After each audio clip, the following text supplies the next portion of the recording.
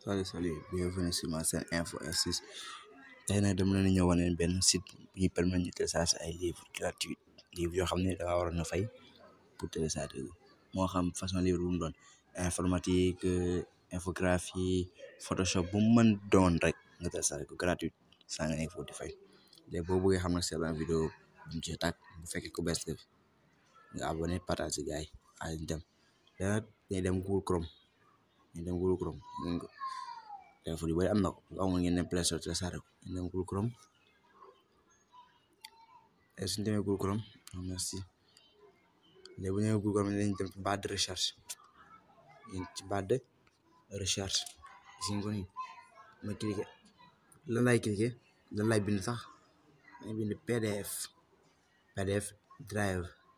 comme ça drive.com ma dër entrée directement dañuy yóbbu ci site bi nag mooy bii PDF drive PDF drive ñu cliqué mu traduire ko def ko français anglais nekk dañu ñëw traduire ko français cliqué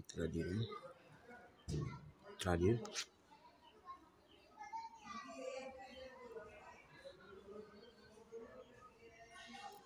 léegi mu ngi en français léegi ñëw ci barre de recherche bi ban livre lañ bëgg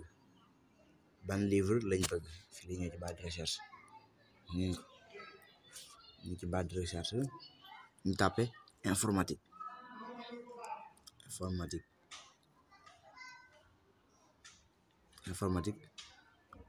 wala ñu ça va ñu bind ça va ñu xool ça va gis ngeen dañu indi ay livres yoo xam ci ça va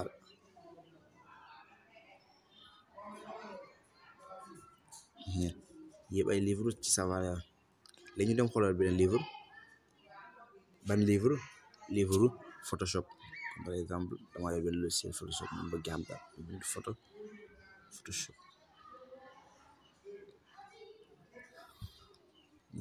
yëpp ay livre yoo xam ci Photoshop lay wax léegi boo ko bëgg a télécharger da ngay dugg ci cliquer par exemple bii laa bëgg a télécharger bi ci kaw nii dama koy cliquer léegi su ma cliquer dafa am ñaar prévient ak download télécharger ak aperçu ma ñëw ci télécharger patienté wu ma recherché wu mu nii di recherché wu ni suuf gis nga ko nii vérification léegi gis ngeen téléchargement bi